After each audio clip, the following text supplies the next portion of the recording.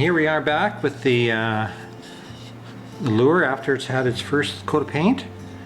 Several things to note. You can still see the grain showing through. It's also quite rough.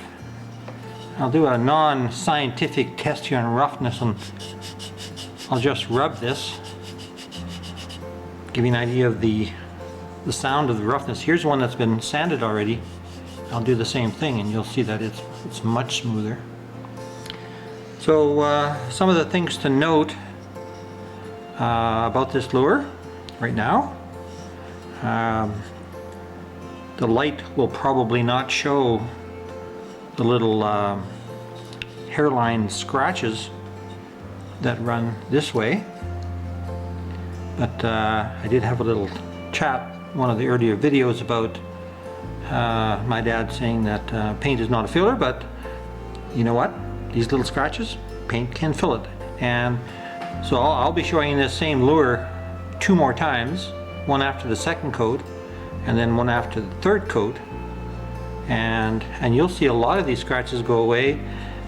This glue line along the back will go away. This is a good time to look at the stainless steel wires coming out, and if you're going to fix them, now's the time to fix them. But these, strangely enough, are in really good shape. Here's the belly one. A couple more coats, and you can see a bit of ghosting here from the 5-minute epoxy showing through. The tail is always a good place to look, and I don't know if you can see that right there. There's a little place where the glue didn't get in, so I'm going to have to put a bit of filler in that one. So there's also a little bit of a bump right here, which I can get rid of. So this is the time to really make it as good as you can. Now I'm going to go over to the other hook. This has gone through a sanding now. Now you will see right along the tail here there was a glue line that I couldn't see, so I had to sand that off, and you'll see it's been sanded right down to the wood, and that's okay. A little farther along this line you can see some glue showing through, but there's no more sanding required there, and the way to check that is with your thumbnail. You walk across it with your thumbnail, and if you can't feel it with your thumbnail, the paint will cover it up. That's a pretty good way of doing a test, because you want to make the number of sanding spots and filler a minimum after the second coat. That's your objective. Now in this glue line here, there's a little bit of glue on either side. Even though I can't feel it, you can see some scratches that have been filled by the paint. You can see the little white lines. So that paint is now actually like a type of filler.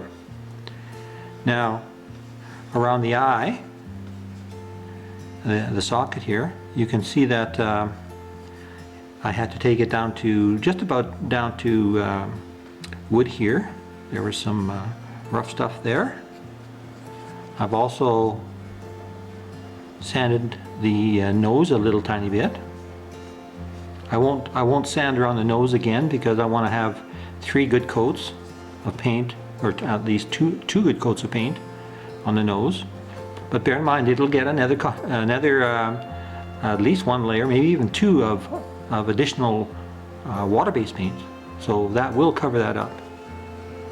So you can see here, there's a couple little spots where the 5-minute epoxy somehow managed to get on there. So the second coat will take care of most of that, and the third coat will take all of that, take care of it. Now there is one little spot here that you can see right beside the stainless steel coming out. There's a little hole there. So it's kind of now or never, so I'll put a little bit of filler in that. And is there any, well, there's some a little tiny sanding gouges in the tail here, so I'll put a little bit of filler on that and resand it. but this one is looking in pretty good shape. There are a few horizontal scratches that will show, but I'm pretty sure the paint will take care of most of that, and quite honestly, if the paint doesn't, the aluminum tape certainly will cover up those as well. So you can see along the back here I've done some sanding, and again, one of the disadvantages of splitting your lure and then putting it back together again, you're always dealing with paint along the, or sorry, glue along the join, and but I think there are way more advantages to having the two halves and hiding that wraparound that I showed you earlier. Now, one of the things you can also see that the lead fill hole is becoming harder and harder to see. Another coat, it'll go away, and two coats, it's absolutely gone. So that's the advantage of using this this Elmer's wood filler, because it is so creamy, buttery smooth that it just gets into all the little holes that the plastic wood leaves. Okay, so we're going to sand the other one and fill them, and I'll get back to you after the second coat. So we're back, and one of these lures, this one here, I've given a second coat, and this is the lure that had the first coat. You can see some of the marks showing through, you can see some of the grain. After the second coat, most of the grain is covered. Don't know if you can just see here, you can tell right along here, there's a little bit of a matte spot where I had added some filler. So that'll go away in the third coat. You can also see where the filler is. I don't know if you can see that with a light. So filler takes 2 coats of paint to totally cover up. So this is in pretty darn good shape. You might be tempted to say good enough. I have done that from time to time and I've regretted it. So notice there is a glue line along here on this one. That's all gone. I can see just a little bit of the grain showing through here. I can see a few scratches here. Many of the really tiny scratches are gone. So that paint has in fact filled some of these tiny scratches. Now on this one here, you may see some scratches right here. I'm hoping by the third coat those will be gone.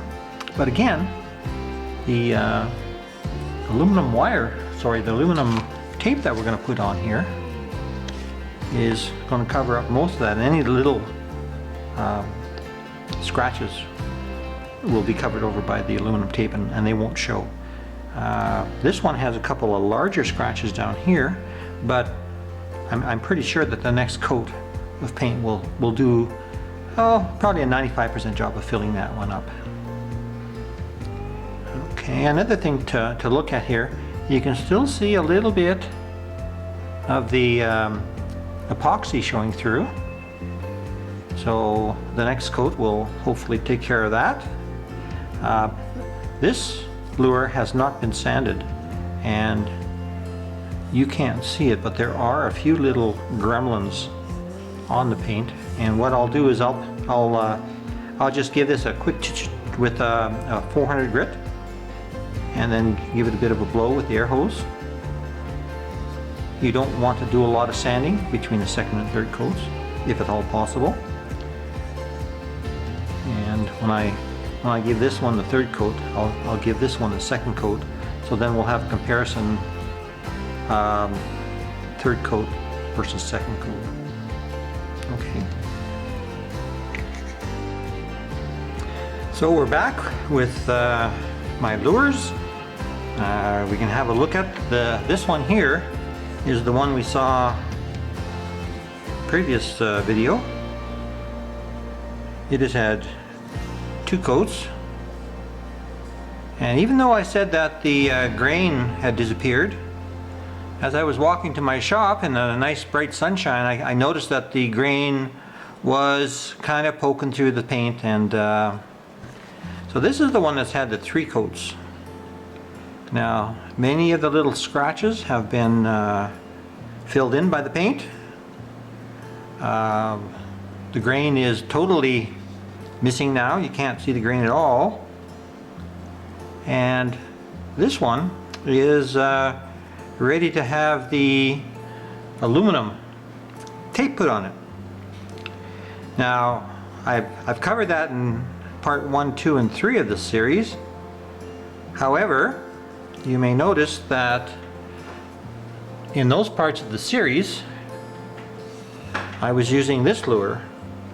Now this lure is an 8-inch lure, and I did that just because it was easier to fit under the camera. I'm going to put the aluminum on this 10-inch hook, and the reason I'm going to do that is it's a little different. You'll notice that the tape is not big enough, so I'm going to need to do a splice. So I'll come back and start doing that and show you how you make this splice, so it won't be invisible, but it'll be pretty good.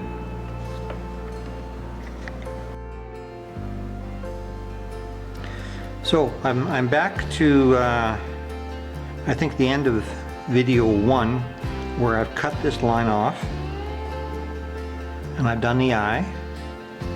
So one of the important things to do when you're putting this splice on here, you can see how it just wasn't quite wide enough, is that you want to put your second piece, you're going to want to try and just bring it up to the other aluminum, and that doesn't work very well, because I don't know if you can see the white part in the center. This aluminum piece is no longer straight, it's been bent a little bit. So what you want to do is you want to bring it about 1/16 of an inch over. So let's try that out. One of the key things is to make sure you burnish this edge all the way down. You don't want anything sticking up. So once again, we take off our tape in the same old fashion, leaving that little piece on to control that end. And then we come here and we turn it up a little bit, and we lower it down when we think we've got it right. See how I just laid that down?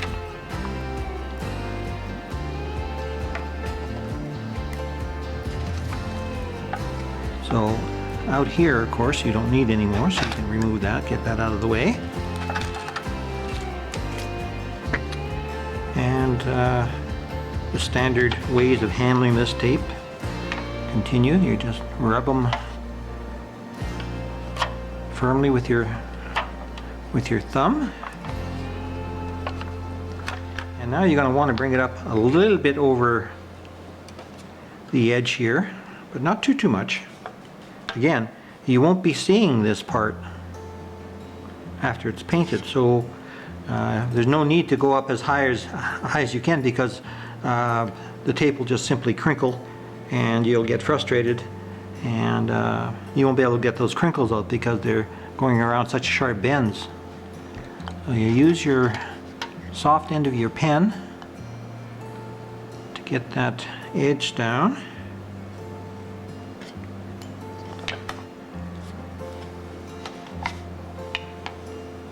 And then you're going to use your 1/16 inch tape again for a guide. I'll put it about here.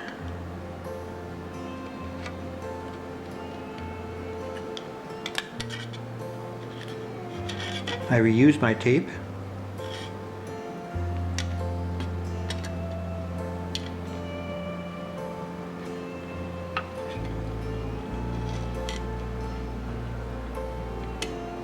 And And when I get to that flat face of the lure, I'm not going to cut that right away. I'm going to cut as much as I can with the tape, and then I'm going to cut that by hand. So it's always stressful to make this cut because you got to press hard.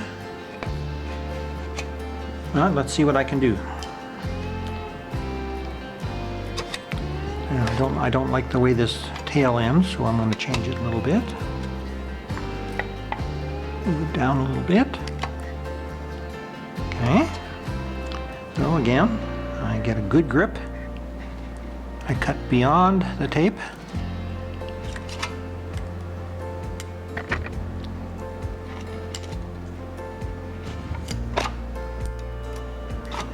And then here I go. Hang on tight. Don't go fast. Keep that control of that scalpel. Don't let it get away on you. And if you think you're going too fast, dig in the point a little bit.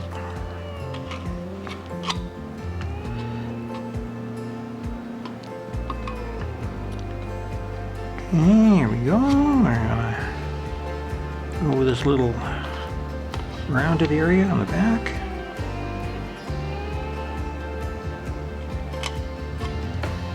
I can always move my hand and change position on the knife. And I'm going to try and get to right about here. So there I'm going to try and stop. There. Now peel this off. And when I get to that last cut piece, I'm just going to tear it away. I'll get my tape out of harm's way. And once again, use the soft end of that pen. I don't know if it's a soft end, but it's a plastic end. It doesn't scratch, so make sure you get this down real good.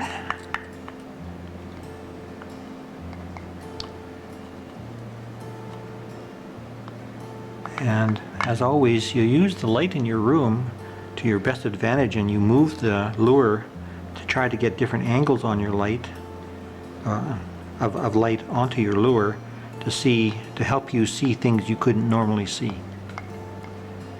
Alright, so that's in pretty good shape. So now I'm going to do by hand, again using the room light to throw a shadow on where you want to cut. Not a shadow, but certainly it'll highlight it.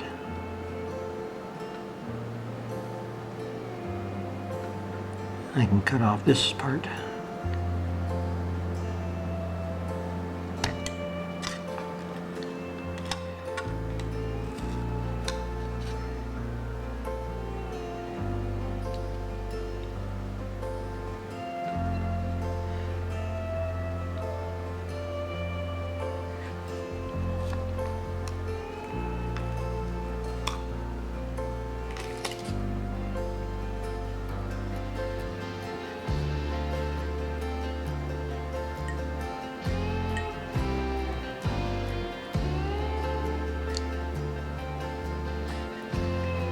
A little piece here on giving me a hard time, but there you go. And as always, we'll burnish that.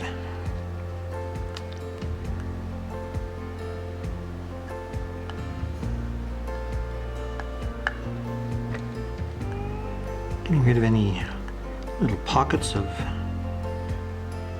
unstuck tape as we go along. Again, looking at it in all sorts of angles of light so we can see those little pockets.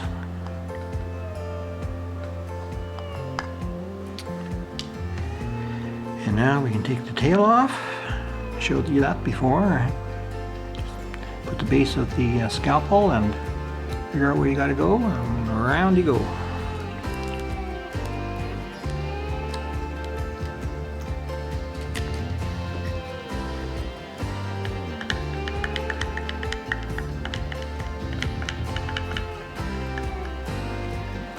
Alright, so this lure is complete as far as the putting the shiny aluminum on.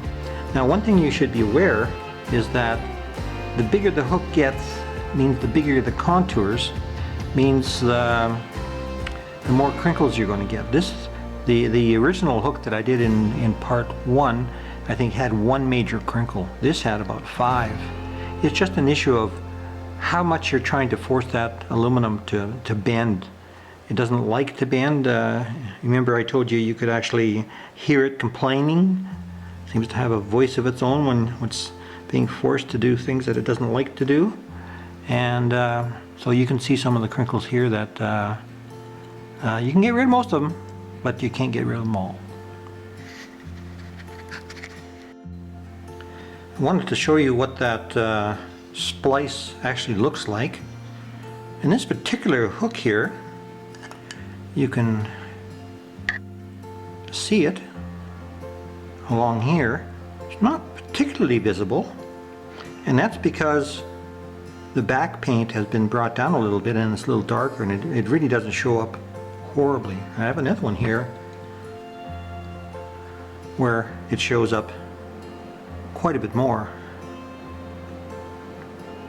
but I don't think it detracts from the hook. I think it is just what it is. You need to finish off this strip with scale, so that's what you got to do.